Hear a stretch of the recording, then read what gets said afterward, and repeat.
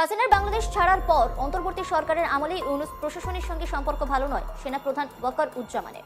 যদিও প্রকাশ্যে এইটা একটা কমন ওয়ার্ড হয়ে গেছে এখন এই দেশে যাই ঘটে, আওয়ামী লীগ, যুবলীগ, ছাত্রলীগ, এই দৃশ্য আপনাদের খেয়াল নাই?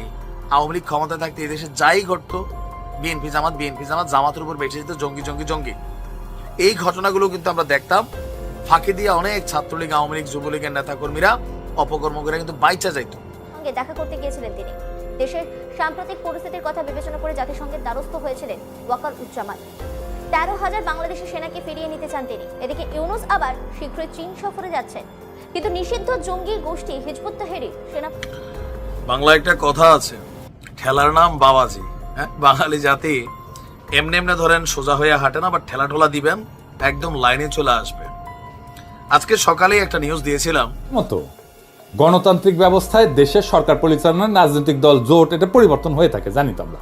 কিছুদিন পর পর পার্টি পাল্টায়, সরকারি দল পাল্টায়। কূটনীতি কিন্তু একটা দীর্ঘমেয়াদী এবং ধীর লয়ে বাস্তবায়ন হয়, এরকম। এতক্ষণ দেখলেন আজকের খবরের শিরোনাম, আর এখন দেখবেন বিস্তারিত। তো বন্ধুরা, ইতিমধ্যে আজকের খবরের শিরোনাম দেখে কিন্তু আপনারা বুঝতেই পারছেন আজকের খবরটা কতটা গুরুত্বপূর্ণ। দয়া করে কেউ স্কিপ করবেন না।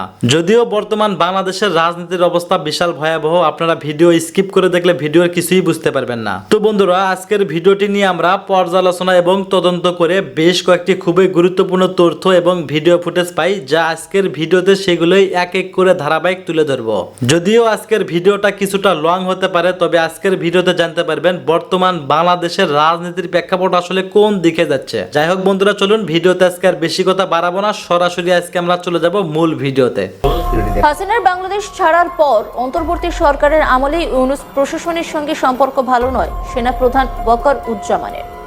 যদিও প্রকাশ্যে অবশ্যই এই নিয়ে কেউই কোনো মন্তব্য করেন, বরং দেশকে এই অস্থির পরিস্থিতিতেও একসঙ্গে জোটবদ্ধ করার চেষ্টাই করে গিয়েছে সেনাপ্রধান ওয়াকার।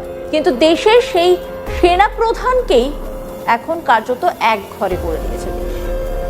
অন্তত পরিস্থিতি দেখে তেমনটাই মনে হচ্ছে। ঢাকার রাস্তায় নিষিদ্ধ জঙ্গি গোষ্ঠী হিজবুত তাহরির দাপাদাপি চলছে তখন।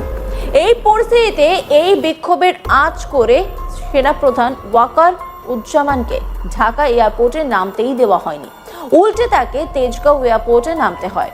প্রসঙ্গত, সেন্ট্রাল আফ্রিকান রিপাবলিক থেকে ফিরছিলেন ওয়াকার উজ্জামান। সেখানে বাংলাদেশের শান্তি সেনার সঙ্গে দেখা করতে গিয়েছিলেন তিনি। দেশের সাম্প্রতিক পরিস্থিতির কথা বিবেচনা করে জাতিসংঘের দ্বারস্থ হয়েছিলেন ওয়াকার উজ্জামান।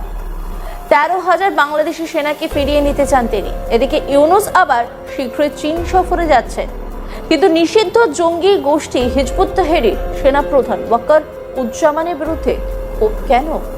যেটা জানা যাচ্ছে, দুই প্রাক্তন আমেরিকান কূটনীতিক বাংলাদেশে পাকিস্তানের রাষ্ট্রদূত সৈয়দ আহমেদ মারুফের সঙ্গে ইফতার ডিনারে সাক্ষাৎ করেছিলেন, যার পরে সন্ত্রাসী গোষ্ঠী হিজবুত তাহরির ঢাকায় প্রকাশ্যে প্রতিবাদ করেছিল এবং সেনা প্রধানকে কোণঠাসা করার চেষ্টা করেছিল। প্রসঙ্গত, হাসিনা পরবর্তী মোহাম্মদ ইউনূসের নেতৃত্বাধীন অন্তর্বর্তী সরকারের আমলে যেন অরাজকতাই দস্তুর হয়ে দাঁড়িয়েছে বাংলাদেশে। জিহাদি কার্যকলাপ রীতিমতো মাথাচাড়া দিয়েছে। প্রকাশ্য রাস্তা নিষিদ্ধ জঙ্গি গোষ্ঠী হিজবুত তাহরির দাপাদাপি দেখলেই সেটা স্পষ্ট। সেই ভিডিও ভাইরালও হয়েছে সোশ্যাল মিডিয়ায়।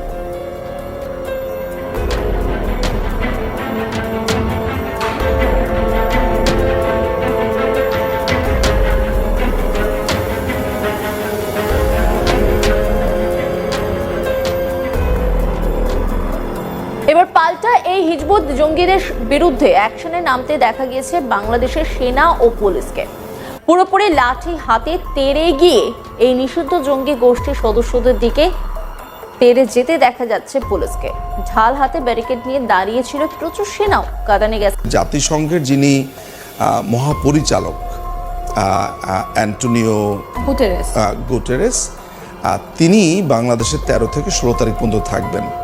এর মধ্যে আরেকটা ঘটনা ঘটে গেছে যেটার দিকে নজর দেওয়া জরুরি, সেটা হচ্ছে যে ভলকার টুর্ক নামে যেই ভদ্রলোক আছেন, ইউনাইটেড নেশনসের হিউম্যান রাইটস কমিশনের প্রধান, তিনি গতকালকে কিন্তু একটা বোমা ফাটালেন আপনার বিবিসির একটা প্রোগ্রামে।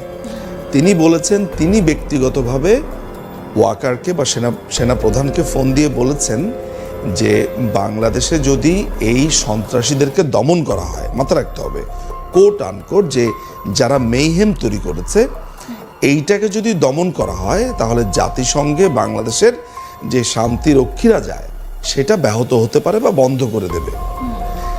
সো এটাও কিন্তু একটা হুঁশিয়ারি বলা যেতে পারে। এখন একটা সভরেন কান্ট্রিতে সবচেয়ে বড় ব্যাপার হচ্ছে আমাদের একটা একটা করে বিবেচনা আমরা করতে পারি।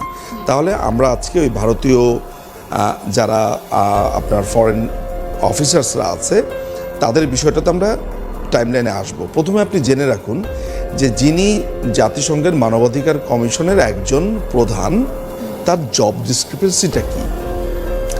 তার একটা জবের নিশ্চয়ই একটা ক্যাটাগরি আছে, তিনি এইটা করতে পারবেন, এটা করতে পারবেন, এটা করতে পারবেন। একটা সভরেন রাষ্ট্র তার দেশে একটা মেইহেমকে বা তিনি কি সিদ্ধান্ত নেবেন দেশের প্রধানমন্ত্রী সেটা কিন্তু জাতিসংঘের হিউম্যান রাইটস কমিশনের প্রধান বলে দেবেন না। তিনি ফোনও করতে পারেন না, সেই ক্ষমতাও আসলে তার নেই। ফলে এইটা কিন্তু ব্রিচ অফ হিজ ডিউটি, এক নাম্বার একটা কথা। তো ওইটা যদি তখন হয়ে থাকে তিনি কি আসলে কোনো ধরনের অর্থনৈতিক সুবিধাপ্রাপ্ত হয়েছেন? কারণ একটা রিপোর্ট দিয়েছে 12ই ফেব্রুয়ারি, রিপোর্ট দেওয়ার পরে তিনি সাইড সেশন করলেন পরশুদিন। এত তার এবং এটা নিয়ে তিনি রীতিমতো প্রতিদিন কথা বলছেন, টুইট করছেন। কখন এই জিনিসটা করে? যখন তিনি পিআর এর অধীনে যান বা লবিং এর অধীনে যান। ঠিক। আমি যদি ধরা যাক যে আমি বাংলাদেশ আওয়ামী লীগের একজন সমর্থক, আমার ইন্টারেস্ট একদম ক্লিয়ার, কোনো লুকানো কিছু না, আমার দল, আমার সমর্থনের দল আমি বলবো, এই তো। এখন আমি যদি নিজেকে নিরপেক্ষ একজন লোক ভান ধরি এবং প্রতিনিয়ত আমি একটি সুনির্দিষ্ট দলের পক্ষে কথা বলে যাই, তাহলে আপনি আমাকে প্রশ্ন করবেন, এটাই স্বাভাবিক, তাই না? কিন্তু ভলকার টুর যে জায়গাতে বসে আছেন সেই জায়গাতে কোনোভাবেই তিনি বাংলাদেশের সেনাপ্রধানকে ফোন করে, একটি সভরেন রাষ্ট্রের সেনাপ্রধানকে ফোন করে বলতে পারেন না যে তোমার আমি ওইখানে এটা বন্ধ করে দেব। কারণ শান্তিরক্ষী কোথাও যাবে কি যাবে না এই সিদ্ধান্ত তিনি নেন না, এবং ওইটার অনেক রকমের আপনার এবং Equation এবং আছে। আমরা আমাদের দেশে কি করব না করব সেইটার উপরে ডিপেন্ড করে আপনার আমরা এখানে শান্তি রক্ষা করতে যাই। বিকজ দর্শক, অত্যন্ত গুরুত্বপূর্ণ একটা বিষয় এখন আমাদের নাকের ডগা দিয়ে চলে যাচ্ছে, কিন্তু আমরা কেউই সেটা লক্ষ্য করছি না। খুবই গুরুত্বপূর্ণ একটি তথ্য এখন আমাদের চোখের সামনেই রয়েছে, আর কয়েকদিন পর সেটা গায়েব হয়ে যাবে, সেটা নিয়ে আর কেউ কথা বলবে না, ভুলে যাবে। কিন্তু অত্যন্ত একটা সিগনিফিক্যান্ট বিষয় এখন সামনে উঠে এসেছে, কিন্তু এখনো পর্যন্ত এই বিষয়টা নিয়ে কাউকে কথা বলতে দেখলাম না, বা এই পয়েন্টটা তুলে ধরতে কাউকে দেখলাম না। কিন্তু পয়েন্টটা অত্যাধিক গুরুত্বপূর্ণ একটা বিষয়। দর্শক, শেখ হাসিনার সরকার পতনে জাতিসংঘের একটা মারাত্মক ভূমিকা ছিল, জাতিসংঘের একটা সমর্থন ছিল, সেটা আজ প্রমাণিত হচ্ছে।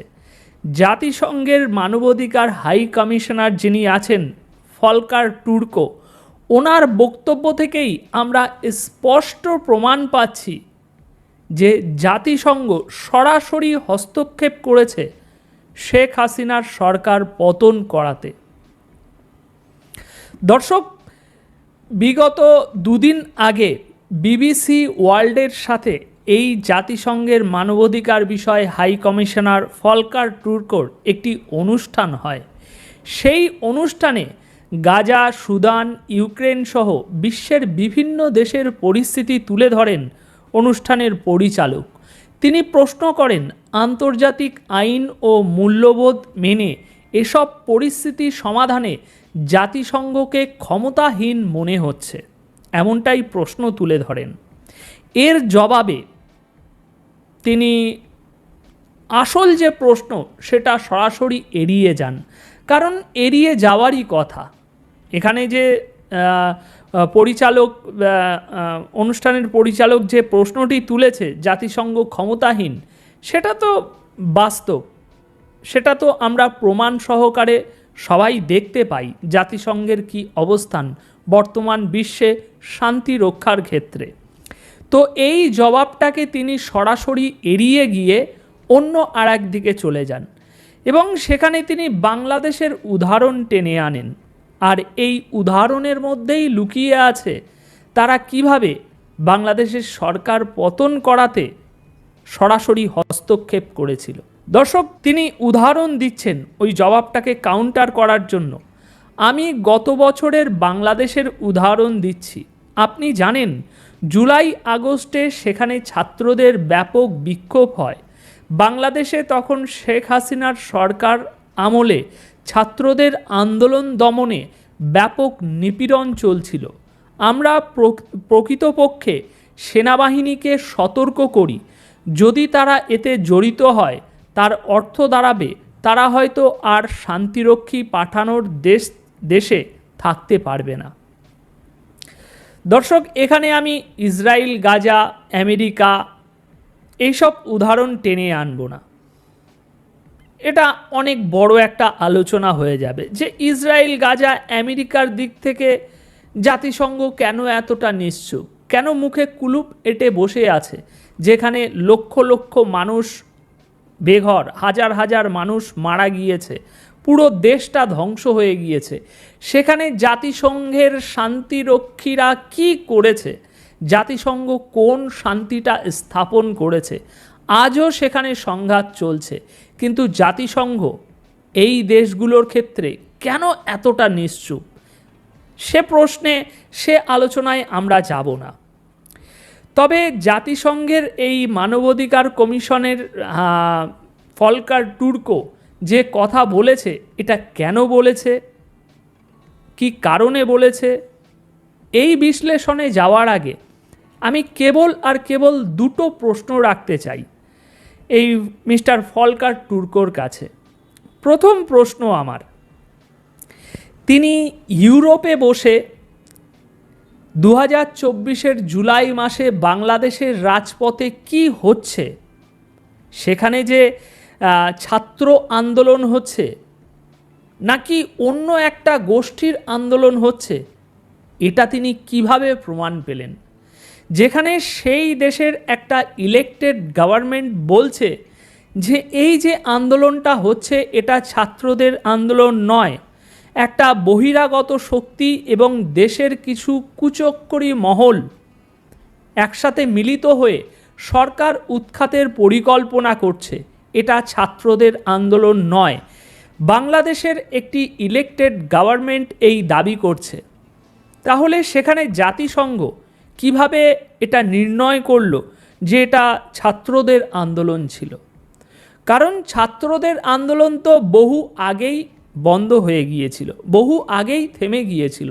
যখন ছাত্রদের যে দাবি ছিল সেই দাবি সরকার মেনে নিয়েছিল, কিন্তু সেই দাবি সরকার মেনে নেওয়ার পরে আন্দোলন আরও তুমুল হয়ে ওঠে। দফা 1, দাবি 1, শেখ হাসিনার পদত্যাগ, এইভাবে দেশকে আরও অস্থির করে তোলা হয়।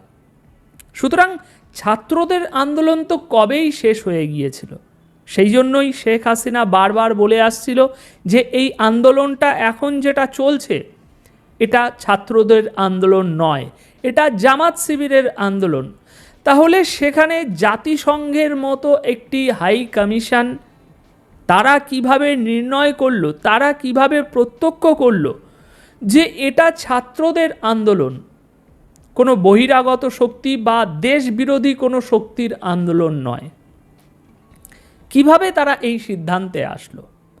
আমার দ্বিতীয় প্রশ্ন, এই আন্দোলনে যে দমন পীড়ন করেছে শেখ হাসিনা, সেটা যে ছাত্রদের উপরে দমন পীড়ন চালিয়েছে শেখ হাসিনা, নাকি এই জামাত শিবির এবং দেশে অস্থিরতা সৃষ্টি করার জন্য যে মহলটি অ্যাক্টিভ হয়ে গিয়েছিল তাদের উপরে দমন পীড়ন চালিয়েছে? এটা কিভাবে প্রমাণ পেল জাতিসংঘ যেই দমন পীড়নটা ছাত্রদের উপরেই চালানো হয়েছে? সেই ইউরোপে বসে বাংলাদেশের রাজপথে কাদের উপরে দমন পীড়ন চালানো হচ্ছে? কোনো জঙ্গি গোষ্ঠীর উপরে চালানো হচ্ছে? কোনো দেশ বিরোধী চক্রের উপরে দমন পীড়ন চালানো হচ্ছে? নাকি ছাত্রদের উপরে চালানো হচ্ছে, এটা তিনি ইউরোপে বসে কিভাবে সুনির্দিষ্টভাবে জানলেন? কেননা এখন যখন এই আন্দোলন শেষ হয়েছে তখন আমরা একে একে অনেক এমন প্রমাণ পাচ্ছি যেখানে বিএনপি সহ জামাত সহ তাদের প্রত্যেক দলের নেতাকর্মীরা এখন বাইরে এসে বলছে যে জুলাই মাসে সেই সময় যদি আমরা না থাকতাম রাজপথে তাহলে শেখ হাসিনার সরকারকে পতন করা কখনোই সম্ভব হতো না। বিএনপির নেতারা আজ প্রকাশ্যে এসে মাইকে অ্যানাউন্স করে বলছে যে আমরা থানা আক্রমণ করেছিলাম। সেখানে এই টুর্কো সাহেব বলছে যে ছাত্রদের উপরে দমনপীড়ন চালানো হয়েছে। আজ শিবিরের নেতারা প্রকাশ্যে ইন্টারভিউ দিচ্ছে, সারা দেশের মানুষ দেখেছে, আপনিও দেখেছেন, আমিও দেখেছি, যেখানে শিবিরের নেতারা প্রকাশ্যে বলছে যে সরকার যখন এই ছাত্রদের দাবি মেনে নিল তখন আমরা দ্বিতীয় প্ল্যান বানালাম যে দাবি মেনে নিলে তো আন্দোলন থেমে যাবে, তাই আমরা পরবর্তী পরিকল্পনা করলাম এমন একটা স্লোগান, এমন একটা দাবি নিয়ে আসতে হবে যেটা সরকার মানতেই পারবে না। তো সেখান থেকেই শুরু হয় দফা 1 দাবি 1 শেখ হাসিনার পদত্যাগ, যেটা সরকার কোনোদিনই মানতে পারবে না, মেনে নেবে না, যার কারণে সরকারের পতন হবেই।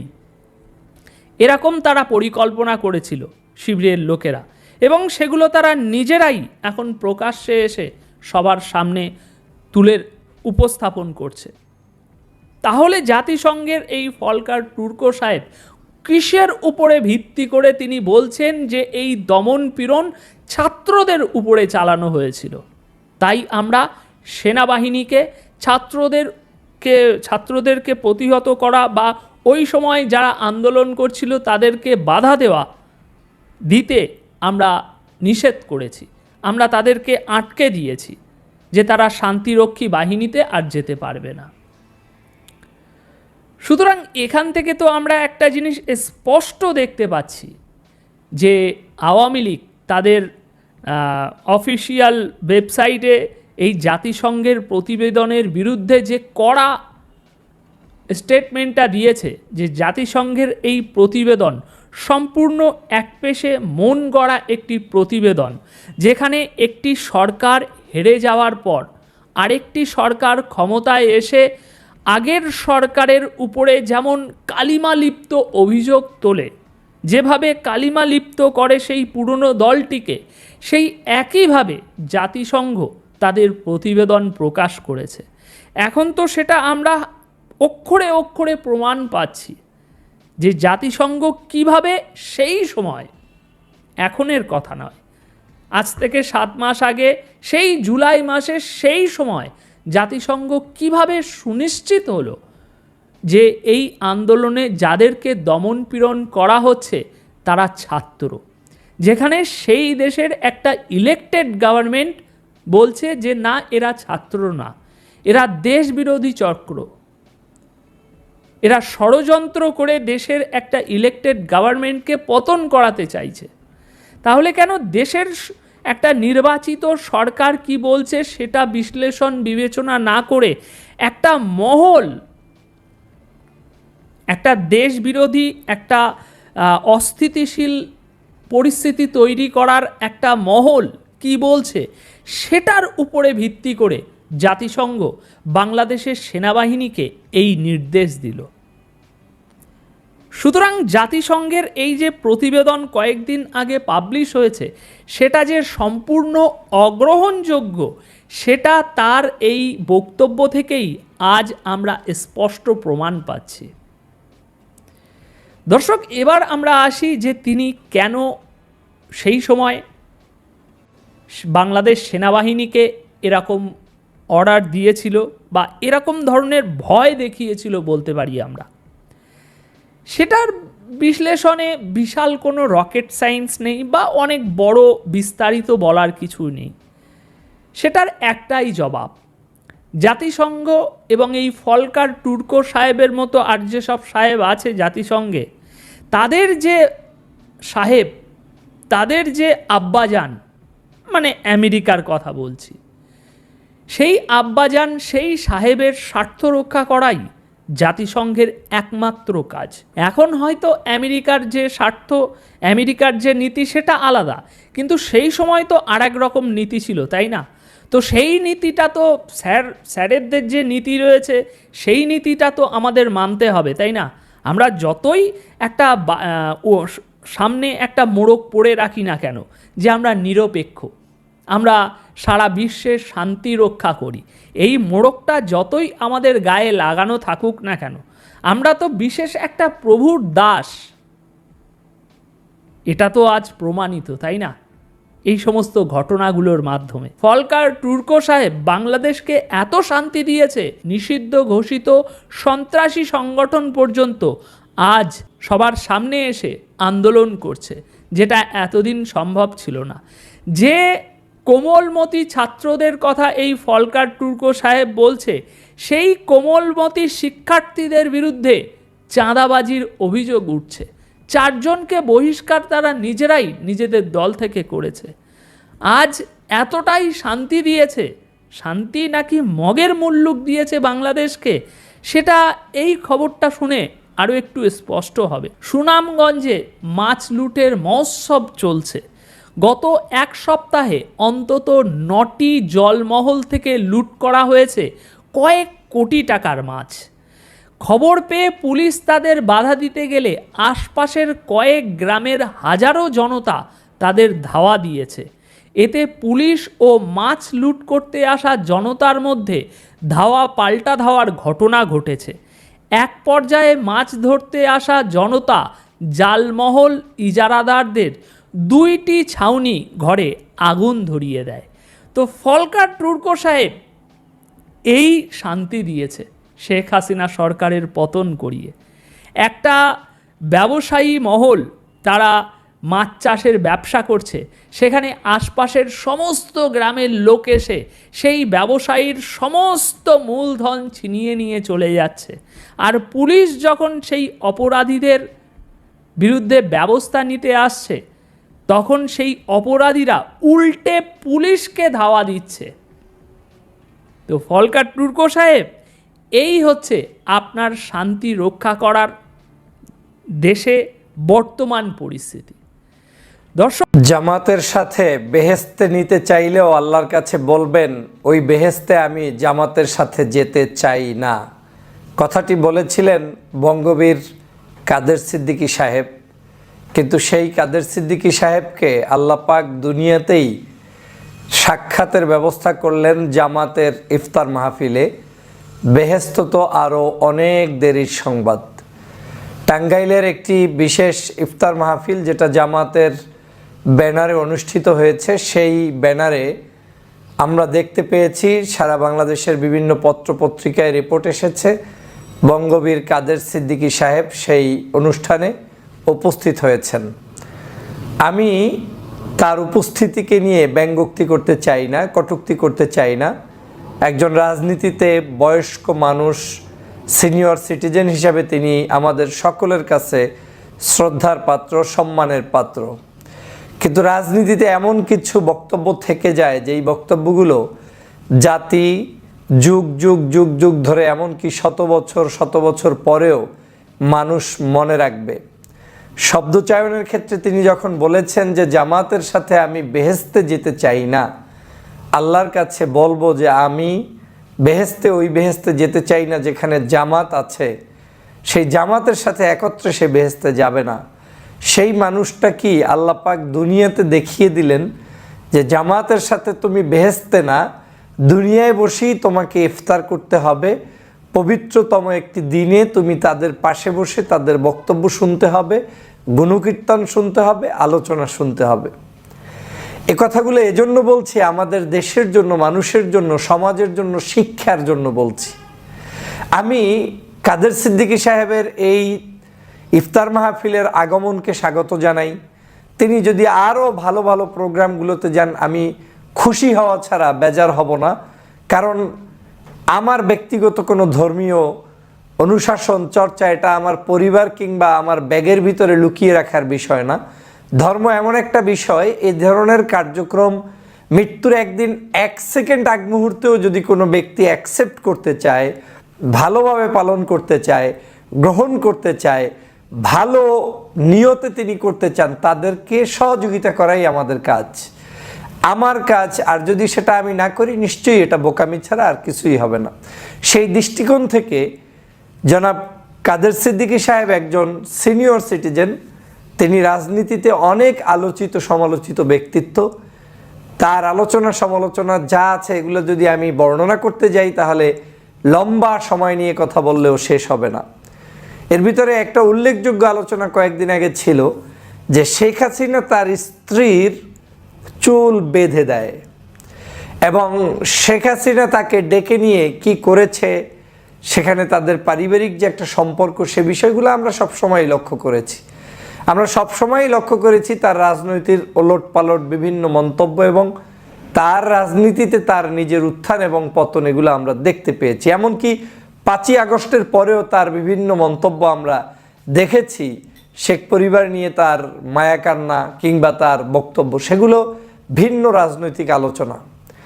কিন্তু দেখেন, দুনিয়ায় জীবিত থাকা অবস্থায় মৃত্যুর আগেই আল্লাহ তার শাস্তি হিসেবে কি দেখিয়ে দিলেন, যে তুমি জামাতের সাথে, যে জামাতের সাথে বেহেশতে যেতে রাজি না, সেই জামাতের সাথে আমি তোমাকে ইফতার করিয়ে দিলাম।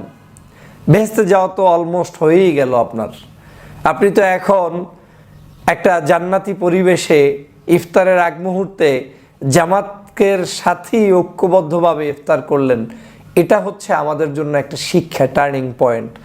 আওয়ামী লীগ কিন্তু এই স্বৈরতন্ত্র সবসময় করত। আওয়ামী লীগ সবসময় বিভিন্ন সময় বক্তব্য দিয়ে বলতো এদেশের মানুষ হিসেবেই জামাতকে মনে করে না, অনেক ধর্মভিত্তিক মানুষদেরকে অবজ্ঞা করত, পাত্তা দিত না, 1% 1.5% ভোট নাই, জনগণের সমর্থন নাই। এই কথাগুলো যাদেরকে বলতো, সেই ব্যক্তিদের পায়ে পাড়া দিতে গিয়েই কিন্তু আজকের পতনের ঘণ্টা বেঁধেছে শেখ হাসিনার। এবং এই শেখ হাসিনাকে আমি দেখেছি, শুনেছি, জানছি, বিভিন্ন ইতিহাসে পড়েছি যে তারা এই বাংলাদেশি যাদেরকে ফাঁসির কাস্টে লটকিয়েছিল তাদেরকেই কিন্তু পাও হাত ধরে আন্দোলন করে, সংগ্রাম করে একত্রে তাদের সাথে নির্বাচন পর্যন্ত করেছে, যুগোৎপদ আন্দোলন পর্যন্ত করেছে। কিন্তু দেখেন, তারা সেই জায়গাটার সম্মান রক্ষা করতে না পেরে তারা এতটা পৈশাচিক হয়ে গিয়েছিলেন, সেই জামাতকে আবার তারা জুলুম, অত্যাচার, নির্যাতন করেছে, বিএনপিকে করেছে, বিভিন্ন রাজনৈতিক দলকে করেছে। এখন কিন্তু সেই রাজনৈতিক দলগুলোর পক্ষেই আওয়ামী লীগের নেতাকর্মীকে বক্তব্য দিতে শোনা যায়। যেমন কয়েকদিন আগে আমি নিজে শুনেছি হাসান মাহমুদ সাহেব, যিনি পররাষ্ট্রমন্ত্রী সর্বশেষ অবৈধভাবে হয়েছিলেন, সাবেক তথ্যমন্ত্রী ছিলেন, হাসান মাহমুদ তারেক রহমান সম্পর্কে বাংলাদেশে প্রায়ই বক্তব্য দিয়ে বলতেন, তাকে চোর বলতেন, ডাকাত বলতেন, গুন্ডা বলতেন, পচা মানুষ বলতেন, রাজনীতিতে উচ্ছিষ্ট বলতেন, এই দেশের জন্য তারেক রহমান আর আসতে পারবে না, বিএনপির মানে কত গালিগালাজ তিনি করতেন। কিন্তু এই বক্তব্যগুলো দিয়ে তিনি এখন আবার এই তারেক রহমান সাহেব কি প্রশংসা করে বক্তব্য দিচ্ছেন। রাজনীতিতে বিএনপির মন্তব্যগুলোকে প্রশংসাজনিতভাবে তিনি প্রকাশ করছেন এবং বলছেন যে বিএনপি এই মতামতগুলো এটা অত্যন্ত প্রশংসনীয়, এভাবে বলছেন। এবং তাদের নেতাকর্মীরা এখন বিভিন্ন জায়গায় যত বড় বড় বিপদে পড়েছে, শুনছি যে অনেক বড় বিপদ থেকে রক্ষা করতেও বিএনপির হাত পাও ধরায় বাঁচতে হচ্ছে। যদিও এ নিয়ে লম্বা বিতর্ক আছে, কে কাকে বাঁচাবে, কে কাকে বাঁচাবে না, জামাত বিএনপির। কিন্তু আমি উদাহরণ হিসেবে বলছি যে মানুষের জীবন একদিনই শেষ হয়ে যায় না। একদিনের মন্তব্যের মধ্য দিয়ে আপনার মৃত্যুর আগ পর্যন্ত আপনি সব কিছু যেমন ইচ্ছা তেমন সাজাবেন, সেটা কিন্তু হয় না। মানুষ যে কথা বলে যায়, রেখে যায়, ওই কথাগুলো আর ফেরত আপনি নিতে পারবেন না। সেটা স্মৃতিতে যেমন মানুষের কাছে থেকে যাবে, আবার এই টেকনোলজির যুগে সমগ্র জায়গায় থেকে যাবে। আমি এই যে আমাদের কাদের সিদ্দিকী সাহেবের মন্তব্য এবং আওয়ামী লীগের বিভিন্ন নেতাকর্মীদের মন্তব্য এবং বক্তব্য থেকে আমাদের বাংলাদেশের রাজনীতিবিদদের শেখার আহ্বান জানাই। শেখার কোনো বয়স নেই, শিখতে হবে। জানতে হবে দাম্ভিকতা, অহংকার এবং কাউকে একেবারে নিশ্চিহ্ন করে দেওয়ার যে প্রবণতা, এটা যে কতটা ভয়ানক সেটা আজ আমরা দেখতে পাচ্ছি। এবং এই উদাহরণ থেকে আপনাদের মাঝে বলতে চাই যে আমাদের এখনও বাংলাদেশের বিভিন্ন রাজনৈতিক সংগঠনের মধ্যে তারা বড় বড় রাজনৈতিক দলের সদস্য, কিন্তু তারা এমনভাবে কিছু কথা বলে, বক্তব্য দেয়, মনে হয় হয় ক্ষমতায় চলে এসেছি, না হয় আমার পাওয়ার এক্সারসাইজ এত বেশি হয়েছে যে কাউকে পাত্তাই দিল না। যেমন বিএনপির এক নেতা আছে ফজলুর রহমান সাহেব, তিনি তো প্রায়ই বলে 10% ভোট নাই এদেশের ডানপন্থীদের। তিনি তো প্রায়ই বলেন রাজাকার, আলবদর, আল শামস, গালিগালাজ করতেই থাকেন। ছাত্রদেরকে সমন্বয়কের জায়গায় সমরনায়ক বলেন, অথচ দেখেন ছাত্ররা এই বিপ্লব করে আপনাকে আমাকে স্বাধীন বাংলাদেশে আসার সুযোগ করে দিয়েছে। আর কিছু না হোক, তাদের আন্দোলন নিয়ে, তাদের ভবিষ্যৎ রাজনীতি নিয়ে আমাদের সমালোচনা থাকবে, কিন্তু সমন্বয়ককে সমন্বয়ক বলে গালিগালাজ করা কিংবা ছোট করা, এটার তো প্রয়োজন আমাদের নেই। আজকের এইভাবে কিছু কিছু মানুষ এমন দাম্ভিকতা দেখাচ্ছে। এই যে কয়েকদিন আগে দেখলাম হারুন সাহেব, চাঁপাইনবাবগঞ্জের একজন এমপি, তিনিও একই উপায়ে যে বিচার হবে, শেখ হাসিনা যেই বিচার করেছেন সেই বিচার কন্টিনিউ করতে হবে বিএনপি ক্ষমতায় আসলে। কার বিচার কোথায় করবা? বিচার তো চোখের সামনে দেখছিস যে শেখ হাসিনা 5 তারিখ পালিয়ে গিয়েছে, চোখের সামনে দেখেছেন যে সকল দাম্ভিকতা, শেখ হাসিনা বলেছিল শেখ হাসিনা পালায় না, সকল দাম্ভিকতা ছেড়ে তারপরে তাকে পালাতে হয়েছে, চোখের সামনে দেখেছেন। আজ আবার আপনারাও বলছেন জামাত, এরপরে অন্যান্য, এদেরকে বিভিন্নভাবে বিচার করবেন। কার বিচার কে করে? এই কাদের সিদ্দিকের আজকের ইফতারের পিকচারটা রাজনীতিবিদদের জন্য একটি দৃষ্টান্ত হয়ে থাকবে। যদিও আমি তার এই ইফতারকে পজিটিভলি দেখছি, তাকে স্বাগত জানানো উচিত। ইফতারিতে যে কোনো ব্যক্তি আসলে, এমনকি পার্শ্ব থেকে হেঁটে গিয়ে কোনো যদি খাবার খায় না এরকম কোনো মানুষও থাকে, তাকে ডেকে এনে খাওয়ানো উচিত। এটাই সৌন্দর্যতা, এটাই ধর্মের কাজ, এটাই ইসলামের বাণী। আমি সেই দিকে যাচ্ছি না, কিন্তু রাজনীতিবিদের কথার উপরে শিক্ষা আছে, সেই শিক্ষা অর্জনের দিকে আপনাদেরকে ধাবিত করতে চাই। অতএব যারা অহংকার বোধে নাচানাচি করছেন, দাম্ভিকতার সাথে বিভিন্ন ধরনের প্রদর্শন করার চেষ্টা করছেন, দাম্ভিকতা কিছুই থাকবে না, আর কিছুই নেই, কিছুই ছিল না। আমরা 16 বছরেও অনেক কিছু করতে পারিনি, হঠাৎ করে সব চূর্ণ বিচূর্ণ হয়ে গিয়েছে। আবার এখনো যারা ভাবছি কেউ কিচ্ছু করতে পারবে না, হঠাৎ করে চূর্ণ বিচূর্ণ হয়ে যেতে পারে। অতএব আমাদেরকে সাবধান হওয়া উচিত। ধন্যবাদ প্রিয় দর্শকবৃন্দ, আমাদের ফুল ভিডিওটি দেখার জন্য এবং আমাদের ফুল নিউজটি ওয়াচিং করার জন্য আপনাকে জানাই অসংখ্য অসংখ্য ধন্যবাদ। বন্ধুরা, আপনারা কিন্তু ইতিমধ্যে বুঝতে পারছেন আজকের ভিডিওটা দেখে যে কতটা গুরুত্বপূর্ণ একটি ভিডিও ছিল। আজকের এই গুরুত্বপূর্ণ ভিডিওটি, লং ভিডিওটি দেখার পরে আপনাদের মনের মাঝে কী প্রশ্ন, অবশ্যই সেটা কমেন্ট বক্সে কমেন্ট করতে ভুলবেন না। আর হ্যাঁ, এমন নিত্য নতুন আপডেট খবর সবার আগে পেতে চাইলে এখনই আমাদের এই পিচ্চি সাকিব ইউটিউব চ্যানেলটি সাবস্ক্রাইব করতে হবে। আমাদের এই ইউটিউব চ্যানেলে সর্বপ্রথম নিত্য নতুন আপডেট খবর প্রতি ঘন্টায় ঘন্টায় এবং প্রতি মিনিটে মিনিটে আমাদের আপডেট দেওয়া হয়। তাই আমাদের সাথে যোগাযোগ করতে চাইলে অবশ্যই ডিসক্রিপশনে নাম্বার আছে, আপনি সেখানেও যোগাযোগ করতে পারবেন। তো বন্ধুরা, এমন নিত্য নতুন আপডেট খবর সবার আগে পেতে চাইলে অবশ্যই আমাদের এই ইউটিউব চ্যানেলটি সাবস্ক্রাইব করতে হবে। ধন্যবাদ।